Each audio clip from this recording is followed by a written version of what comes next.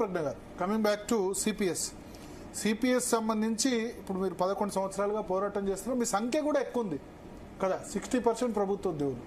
అయినా సరే ఎందుకు సాధించుకోలేకపోతున్నారు సార్? ఒకటి అంటే ఇక్కడ వైఫల్యం ఎవరిది? ఇప్పుడు మొన్న మీరు టీచర్ ఎమ్మెల్సీ ఎన్నికల్లో కూడా పోటీ నిలబెట్టారు, కానీ మీ ఇద్దరు అభ్యర్థులకి రాలేదు. అంటే రావాల్సిన ఓట్లు కూడా రాలేదు. సిపిఎస్ కావాలంటే మరి మీ సిపిఎస్ ఉద్యోగులంతా ఒక తాటి మీద ఉండాలి కదా సార్. అది అక్కడ జరుగుతున్నది ఏమిటంటే సిపిఎస్ ఉద్యోగ ఉపాధ్యాయులు అనేవారు వేరే ఎక్కడనో లేరు సార్. ఈ రోజు 206 సంఘాలతో ఏదైతే జాయింట్ యాక్షన్ కమిటీ ఏర్పడిందో దాంట్లోనే ఉన్నారు. ఎందుకంటే అతను టీచర్ కావచ్చు, డ్రైవర్ కావచ్చు, లేకపోతే ఇంజనీర్ కావచ్చు, లేకపోతే లాయర్ కావచ్చు, ఏదైనా బేసిక్ అతను 2004 సెప్టెంబర్ 1 తర్వాత నియమింపబడిన ఉద్యోగి. సో ఇప్పుడు గత 10 సంవత్సరాలుగా మేము చేసింది ఏమిటంటే ప్రతి ఒక్క సిపిఎస్ ఉద్యోగ ఉపాధ్యాయునిలో ఏ విధమైన నష్టము సిపిఎస్ కారణంగా జరుగుతుందో వాళ్ళకి తెలియలేదు. అది తెలిసి చెప్పినాం. రెండోది రిటైర్ అయిన వాళ్ళందరినీ చూపించుకుంటూ మనం వచ్చినాం. దాని ద్వారా మొత్తం సిపిఎస్ ఉద్యోగ ఉపాధ్యాయులందరినీ కూడా ఒక దగ్గరికి తీసుకురాగలిగాం. అయితే ఎప్పుడైనా మనకు సమస్య సఫలీకృతం కావాలంటే ఆల్రెడీ ఎస్టాబ్లిష్ అయి ఉన్న వ్యవస్థీకృత సంఘాలన్నీ కూడా ఒకతాటి మీదకి రావాలి. గత 10 ఏళ్ల కాలంలో మీరు చూడండి, తెలంగాణ ఏర్పడక ముందు జాయింట్ యాక్షన్ కమిటీ ఏదైతే ఫామ్ అయి ఉందో దాంట్లో అన్ని సంఘాలు ఒక దగ్గరికి వచ్చినాయి. మళ్ళీ 10 ఏళ్ల తర్వాత ఈ రోజు Telangana employees joint action committee ఏదైతే మారం జగదీశ్వర్ అన్న గారు లేదా ఏలూరు శ్రీనివాసరావు గారి అండర్లో ఏర్పడ్డదో దాంట్లో మాత్రమే మొత్తం సంఘాల నుంచి ఒక దగ్గరికి చేరినాయి. కనుక గత 11 ఏళ్లలో సార్ ఏంటంటే ఇది మేము ఏ రోజు కూడా ఆగస్టు 23 కానీ సెప్టెంబర్ 1 కానీ చేయకుండా లేము. కానీ ఈసారి మొట్టమొదటిసారిగా జాయింట్ యాక్షన్ కమిటీగా వాళ్ళు టేకప్ చేసి ఈ సమస్యను సాల్వ్ చేసేందుకు ముందుకు వచ్చిన తర్వాత మేము ఒకటే సార్, మేము పల్లెగిలితే బోయిలుగా రెడీగా ఉన్నాం, కానీ మేము నాయకులు కావాలనే కోరిక ఏ సిపిఎస్ ఉద్యోగ ఉపాధ్యాయుల్లో లేదు. ఈ రోజు 206 సంఘాలకు ప్రాతినిధ్యం వహిస్తున్న చైర్మన్ గా, సెక్రటరీ జనరల్ గా వారిద్దరు, మిగిలిన సంఘాలందరూ కూడా ముందరుండి మేము సిపిఎస్ ను రద్దు చేయిస్తామని చెప్పి నిన్న పలకడం అనేది అది నిజంగా మాకు చాలా ఆనందాన్ని ఇచ్చింది సార్. ఇప్పుడు ఉద్యమం అనేది పకడ్బందీగా పర్ఫెక్ట్ గా పోతున్నది. ఎందుకు ఒకటి ఒక కాలర్ తీసుకుందాం, కాలర్ తీసుకున్న తర్వాత మాట్లాడదాం. నాయక్ గారు చెప్పండి. నమస్తే సార్. నమస్తే, చెప్పండి సార్. నా పేరు డాక్టర్ రాజు నాయక్ సార్. నేను పంచాయత్ సెక్రటరీగా పనిచేస్తున్నా సార్. ఓకే. అయితే మేము ఫస్ట్ 2019లో జూనియర్ పంచాయత్ సెక్రటరీగా జాయిన్ అయినాం సార్. Okay sir. చెప్పండి మీ సమస్య. సార్, మా పంచాయత్ సెక్రటరీ లేక సమస్యలు చాలా ఉన్నాయి సార్. అందులో మేము 2019లో జూనియర్ పంచాయత్ సెక్రటరీగా అపాయింట్మెంట్ అయినాం సార్. గుర్తుంది, తెలుసు. 9,000 10,000 జీతం స్టార్టింగ్ అప్పుడు. అవును సార్, 15,000 ఉండే సార్. 15,000 9,000 మంది అనుకుంటా. 9,000 మంది పంచాయత్ సెక్రటరీలో గవర్నమెంట్ మాకు ప్రొఫెషనల్ పీరియడ్ గా ఇప్పటి వరకు డిక్లేర్ చేయలేదు సార్. ఓకే. అయితే ఇంకో సమస్య ఏంటంటే సార్, ఇప్పుడు మా సర్వీసింగ్ అనేటువంటిది ప్రొఫెషనల్ పీరియడ్ సార్. ఇప్పుడైతే చెప్పండి నాయక్ గారు. సార్, అయితే మాకు 4 years professional, 2 years professional period తీసేసి 2 years అనేటువంటి కలిపితే మాకు బాగుంటుందని గౌరవ పెద్దలు ఉన్నటువంటి ప్యానెల్లో ఉన్నటువంటి జగదీష్ అన్న గారికి పెద్దలకు అందరికీ సమానంగా మేము ధన్యవాదాలు తెలియజేస్తున్నాం సార్. మా సమస్య సార్. ఓకే. సో విన్నారు, జగదీశ్వర్ గారు విన్నారు, అది నోట్ కూడా చేసుకుంటారు, ప్రొబేషన్ పీరియడ్ తగ్గించాలని. సిద్ధప్రజ్ఞ గారు, ఒకటి సిపిఎస్ సంబంధించి ఇప్పుడు సామాన్య ప్రజల్లో చాలా మందిలో 2-3 రకాల అపోహలు ఉన్నాయి. ఉద్యోగుల జీతాలకే పెన్షన్లకే అన్ని డబ్బులు పోతే ఎట్లా, ఉద్యోగులకు ఎక్కువ జీతాలు ఉన్నాయి. ఎందుకంటే ఇప్పుడు డిస్కషన్ జరుగుతుండే కూడా చాలా కామెంట్స్ వస్తున్నాయి. సో మీరు మిగతా ప్రజలను కూడా ఎట్లా కన్విన్స్ చేయగలుగుతారు? ఎందుకంటే దేనికైనా సరే రాజకీయ పార్టీలు చాలా ఖర్చులు పెడుతున్నాయి, ఉచితాల కోసం చాలా ఖర్చులు పెడుతున్నాయి.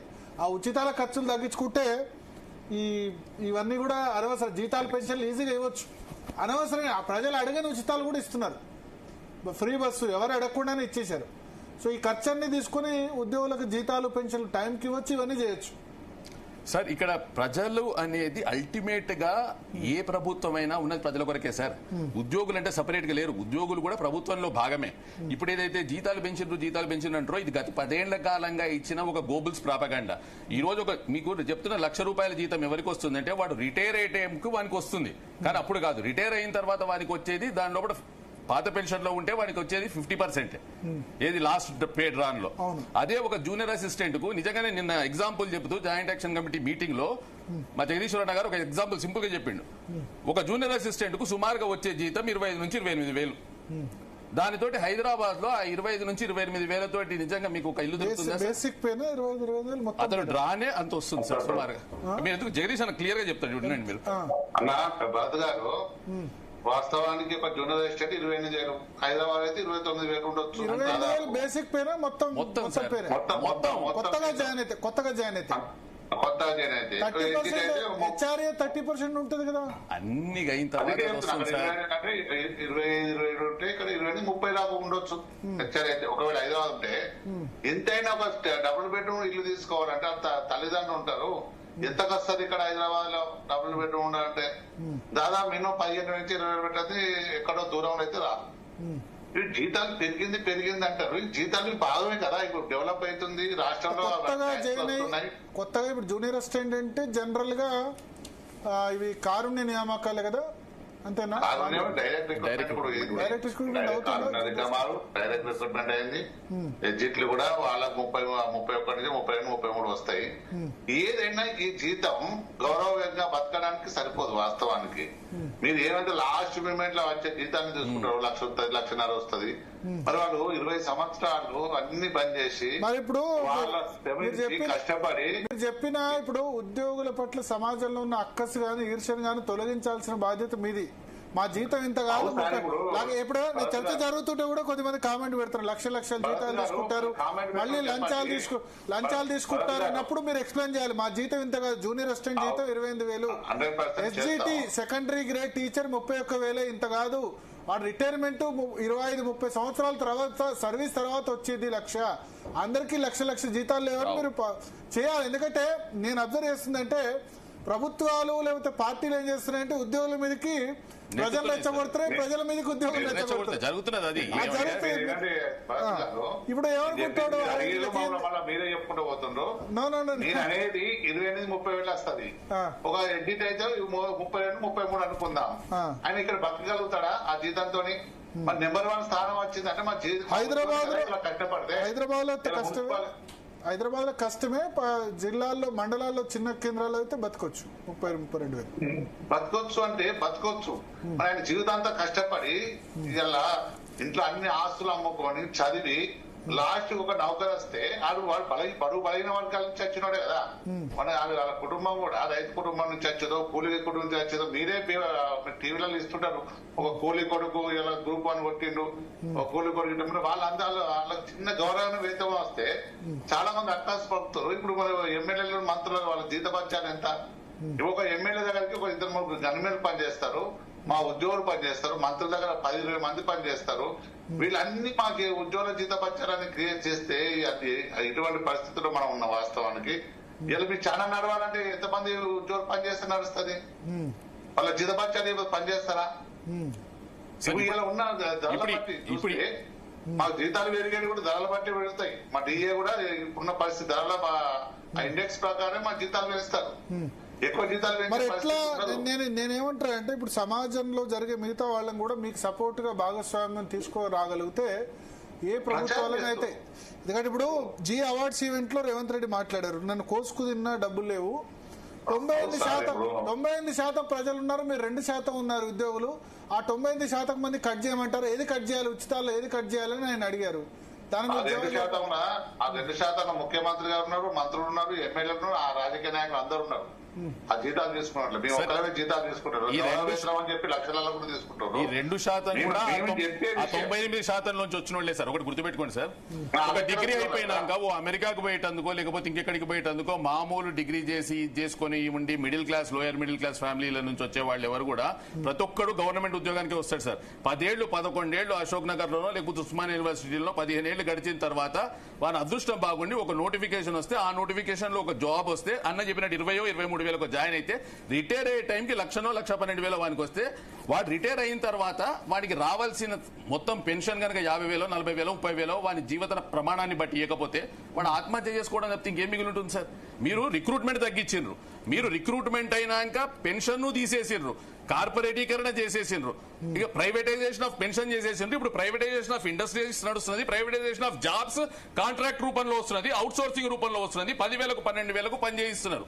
ఇప్పుడు నిజంగా ఉద్యోగులు అనేవాడు లేకపోతే ప్రభుత్వం యొక్క ప్రణాళికలన్నీ ప్రజలకు ఏ విధంగా అందుతాయి చెప్పండి సార్. నిజంగా వీళ్ళు ఏమి చేయట్లేదా? రోడ్డు వేసేవాడేవాడు, ఇంజనీర్ తయారు చేసేవాడు వాడే, లేదు దాన్ని చేస్తున్న ఇంకో కార్యక్రమం చేసేవాడు వాడే, ప్రతి ఒక్కటి చూసుకోవాల్సిన వాడే, రేషన్ షాపులు ఇచ్చేందుకు రేషన్ కార్డులు చేసుకునేటోడు వాడే. లేకపోతే మీకు టాప్ టు బాటం ఎందుకు వస్తుంది మరి సమాజంలో ఇది ఒక రకమైన గోబెల్స్ ప్రాపగండా నడుస్తుంది సార్. దానికి కూడా మేము ఇదే చేసినాం ఉత్తర భారతదేశంలో.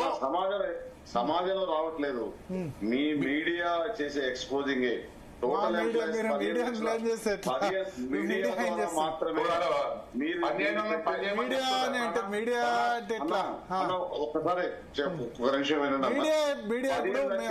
మందిలో ఏదైనా ట్రాన్స్మిషన్ న్యూస్ పోయేది మీడియా అంటే not only electronic media, social media కావచ్చు, లేకపోతే వెబ్ ఛానల్స్ కావచ్చు, ప్రింట్ మీడియా కావచ్చు. మొత్తం ఎంప్లాయీస్ 15 లక్షల మందిలో 3,50,000 మంది పర్మనెంట్ ఎంప్లాయీస్. 3,50,000 మందిలో ఇందాక జగ్గన చెప్పినట్టుగా 30-35,000 జీతగాళ్లే 1,00,000 మంది ఉంటారు. 50,000 వచ్చేవాడు ఇంకొక 1,00,000 ఉంటారు. మొత్తం మీరు చెప్పి ఆ ₹1,00,000 పైన వస్తుంది అనుకునే వాళ్ళు ఆ పైన ఒక 50,000 మంది ఉంటారు. వాళ్ళు కూడా 30 ఏళ్లు కష్టపడి చదివి మరొక 35 ఏళ్లు ఇల్లు కాదు నేను అనేది ఇప్పుడు కొంతమందికి వస్తాయి. కానీ పబ్లిసిటీ ఎట్లుందంటే పబ్లిసిటీ మిమ్మల్ని బదనాం చేయట్లేదు. ఒక్కసారి డిఏ పెరిగితే డిఏ ఇస్తాన్న రోజు ఒక రోజు వార్త, డిఏ ఇచ్చిన రోజు వార్త, డిఏ జీవో వచ్చిన రోజు ఒక వార్త. గత ప్రభుత్వంలో పాలాభిషేకాలు పొలాభిషేకాలు 10 చేశాం. ఒక పిఆర్సీ గురించి కంటిన్యూగా ఒక 5 సంవత్సరాలు. కానీ మీరు అదే అంటారు కానీ 5 డిఏలు ఇవ్వలేదని మేము చేసిందని మర్చిపోతున్నారు. వీళ్ళకి 5 పెండింగ్ లో ఉన్నాయి. దేశంలో ఏ రాష్ట్రంలో కూడా 5 డిఏలు పెండింగ్ లో లేవని చెప్పింది మర్చిపోతున్నారు. అన్న నువ్వు ఒక ఉద్యోగి కుటుంబం నుంచి వచ్చిన వాడివి, నువ్వు ఈ ఫీల్డ్ ఎందుకు ఎన్నుకున్నావు, మళ్ళీ ప్రభుత్వ ఉద్యోగానికి ఎందుకు అనుకున్నావు? నీకు అర్థమైపోయింది ఇక్కడ ప్రభుత్వంలో ఉన్న బాధలు ఇవి. అప్పుడు నేను ఎన్నుకున్నప్పుడు 2007-8లో బానే ఉండే, 2005-6లో బానే ఉండేది. అందుకని కాదు ప్రభుత్వ ఉద్యోగం వద్దని అనుకోలేదు, అది గడిచిపోయింది. అట్లా ఉస్మానియాలో జర్నలిజం చదువుతున్నప్పుడు అయిపోయింది, వద్దని ఏం అనుకోలేదు. కానీ ప్రభుత్వ ఉద్యోగాలకి రాసే సమయంలోనే తెలంగాణ ఉద్యమంలో అయిపోయింది అది సమయం. అన్న మమ్మల్ని ప్రజల్లో భాగస్వామ్యం చేయొద్దు, మేము ప్రజలకి మెప్పించి జీతం తీసుకోవాలనేది కాదు. మేము కాన్స్టిట్యూషనల్ రైట్ గా మేము చదువుకొని ప్రభుత్వం అపాయింట్మెంట్ చేస్తే వచ్చిన నేను అందుకనే నేను చెప్తున్నా ఏంటంటే మీడియా మెప్పియాలి, రాజకీయ నాయకులు మెప్పియాలి, ప్రజాప్రతినిధులు మెప్పియాలి. ఎవరైనా చూడండి, పబ్లిక్ రిప్రజెంటేటివ్ కానీ ఎవరైనా చూడండి, ప్రభుత్వ ఉద్యోగం మీద అందరికీ ప్రేమే. కానీ ప్రభుత్వ ఉద్యోగి అనగానే ఒక రకమైన చిన్న చూపు, ఒక ఏడన భావన, ఏమైంది మీకు అనేది. అందరినీ ఒక ఘటన కట్టేయద్దు. చాలా మంది నేను చెప్పిందే చెప్పారు మరి, ప్రభుత్వ ఉద్యోగులు అంటే అందరికీ హేళన, ఏం తక్కువ అయిపోయింది, ఆ భావాన్ని ఎట్లా తొలగిస్తారని అడిగారు. మీరు ఏం చేస్తున్నారంటే పని చేయని వాళ్ళని పని చేయమని చెప్తలేరు, నౌకరు తీసుకొచ్చిన వాళ్ళకి వీళ్ళు ఎక్కువ ఉన్నాను. అందరూ పని చేయకుండా ఎవరు పని చేయాలి తెలంగాణలో? అందరికి పట్టుకుని ఇచ్చుకుంటా డబ్బులు ఇచ్చుకుంటా పోయి ఈ పని చేసిన జీతాలు ఇవ్వద్దని చెప్పేసి ప్రోపగాండా బాగా సంపాదిస్తుండ్రు. ఒక సర్వే చేద్దాం, ఎంతమంది ఉన్నారు ఈ ఉద్యోగాల్లో ధనవంతులు. మొన్ననే వస్తారు, పొలిటికల్ గా వస్తారు, 2 ఎకరాల భూమి కూడా లేదంటారు, కోట్లు సంపాదిస్తుంటారు, మీరు అన్ని చేస్తుంటారు. ఓన్లీ ప్రభుత్వ ఉద్యోగులు లంచగొండలు లెక్క చేస్తారు. అది ఇచ్చిన 1.1% కూడా ఉండరు. అటువంటి మా అందరికి లేదు అంటే ఇప్పుడు అందరి మీద లేదు, కొన్ని డిపార్ట్మెంట్స్ మీద ఉంది. అందరు చెప్తారు కదా, ఇప్పుడు టీచర్స్ ఉన్నారు, టీచర్స్ అవకాశం లేదు. ఆఫీసులో కూడా ఉంటే ఒకరికి ఇంకా ఉండొచ్చు, ఉంటే కావచ్చు, కానీ మిగతా వాళ్ళ పరిస్థితి ఘోరంగా ఉంటది. పిల్లలు పెళ్లిళ్ళు చేయలేరు, ఆపరేషన్ చేసేటోళ్ళు కూడా వాయిదా. టీచర్స్ ఉన్నారు, teachers is non corrupted department, దాని గురించి అనట్లేదు. కొన్ని డిపార్ట్మెంట్స్ మీద ఉంది, రెవెన్యూ, ట్రాన్స్పోర్ట్, ఇరిగేషన్, ఇవన్నీ నేను చెప్తున్నా ఇప్పుడు ప్రభుత్వ శాఖల్లో కూడా రెవెన్యూ ఎర్నింగ్ పబ్లిక్ తో ఉన్న సంబంధం ఉన్న కొన్ని డిపార్ట్మెంట్లే రెవెన్యూనో పంచాయతీ మున్సిపాలిటీ దానిలో కూడా బాబు మంచి వాళ్ళు ఉన్నారు. కానీ సమాజంలో ఆ డిపార్ట్మెంట్లు సమాజంలో ఉన్న వ్యతిరేకత పోగొట్టుకోవాలి, ప్రజలకు దగ్గర కావాలని నేను చెప్తా. ఇప్పుడు revenue department, transport, commercial tax, ఇప్పుడు మీ ఇరిగేషన్ లోనే జగదీశ్వర్ గారు మీరు చేస్తున్న వాళ్ళు 3 జైల్లో ఉన్నారు. మా ఇరిగేషన్ మొత్తం ఇరిగేషన్ అనుకుంటారు, ఇరిగేషన్ అంటే ఇంజనీర్ అనుకుంటారు, మిగతా వాళ్ళు చాలా ఇప్పుడు చాలా పాపం ఏమంటారు రిటైర్ అయ్యి చాలా ఇబ్బంది పడుతున్న వాళ్ళు, ఆనెస్ట్ వాళ్ళు చాలా మంది ఉన్నారు. అది కాదనట్లేదు. ఇప్పుడు మీరు చెప్పారు భరత్ గారు, ఇరిగేషన్ అంటే ఒక ఇంజనీర్లే కాదు, అలా అటెండర్ ఉంటారు, జూనియర్ అసిస్టెంట్ ఉంటారు, సీనియర్ అసిస్టెంట్, సూపరింటెండెంట్ ఉంటారు, వర్క్ చార్జ్ ఎంప్లాయీ ఉంటారు. మీరు ఇందరు చూస్తారు ఇలా అంగన్వాడి 13,500 జీతానికి నానా గొడ్డు చాకరీ చేస్తారు. వాళ్ళు మాట్లాడరు, ఆశా వర్కర్లు మాట్లాడరు. నిజంగా ఇలా పారిశుద్ధ కార్మికులు మాట్లాడు ఎవరైనా తీస్తారా? మీరేది ఇవ్వట్లేదు, మీ ఉద్యోగ సంఘాలు మీరు పట్టించుకోవట్లే. ఉద్యోగ సంఘాలు మీరే పట్టించుకోవట్లే. ఉద్యోగ సంఘాలు వాళ్ళ గురించి ఆశా వర్కర్లు అడుగుతున్నా కదా. ఇక్కడ ఇప్పుడు మీరు సమ్మె రద్దంటే జగదీశ్వర్ గారు సమ్మె రద్దంటే కామెంట్స్ వస్తున్నాయి ఇక్కడ. వీళ్ళేంది ప్రతిసారి మీరు తప్పుగా పోతున్నారు. సమ్మె కాదు, జంగ్ సైరన్ రద్దు అంటే డిప్యూటీ సీఎం గారు ఏదైతే మాకు చెప్పిర్రో, మీరు ఇచ్చిన ఏమేమి ఇచ్చిర్రో అవిటి మాత్రమే ఇంప్లిమెంట్ చేస్తలేరని మేము కార్యాచరణ తీసుకున్నాం. మేము సిపిఎస్ కు కార్యాచరణ తీసుకోలేదు, ఏకీకృత సర్వీస్ కు కార్యాచరణ తీసుకోలేదు. ఇలా హెల్త్ కార్డు ఇంప్లిమెంట్ చేస్తాను ఎందుకు చేయలేదు, ఈహెచ్ఎస్ ఎందుకు చేయలేదు, ఇలా జాయింట్ సబ్ కమిషన్ సమావేశ కాన్ఫరెన్స్ చేస్తాను ఎందుకు చేయలేదు, ఇలా చాలా మంది ఉద్యోగులు నర్సింగ్ డైరెక్టరేట్ ఇస్తున్నారు అది ఎందుకు చేయలేదు. అన్ని ఇప్పుడు ఉన్న ఇంతకుముందు మా ఏడో సినిమా చెప్పిన అన్ని ప్రాబ్లమ్స్ 15 ప్రాబ్లమ్స్ ఇలా వాళ్ళు తీర్చిరు. దానికే కాలు ఇచ్చినాం కానీ మీ మొత్తం సమస్యలకు కాలు ఇవ్వలేదు. మీరేదైతే మాట్లాడినో చెప్తాను ఇస్తానో గబ్బే దాని గురించే మాట్లాడుతున్నాం తప్ప మీరు అన్ని దాన్ని ఆపాదించే సిపిఎస్ ఇప్పుడే చేస్తారు. 20 నుంచి కొట్లాడుతూనే ఉన్నాం, ఏకీకృత సర్వీస్ 20 నుంచే కొట్లాడుతున్నాం. అన్నింటికీ చేస్తాను. పరిస్థితి 700 కోట్లు నెలలకు ఇస్తాను ఎందుకు వేయాలని అడిగినాం. 2 నెలలు కొట్టేసారు, పోయిన నెల కొట్టేసి ఈ నెల కొడతాన్నారు. ఇవన్నీ ఒప్పుకున్న తర్వాతనే మేము కాలప్ చేసినాం కదా, దాన్ని వాయిదా వేసుకుంటున్నాం. ఉద్యమం అనేది అంచెలంచెలుగా ఉంటుంది. జగదీశ్వర్ గారు మీ డిమాండ్స్ ఎప్పటి నుంచో వినిపిస్తున్నారు, మీ ఆందోళన ఎప్పటి నుంచో చెప్తున్నారు, మరి ఉద్యోగ సంఘాల ఆందోళన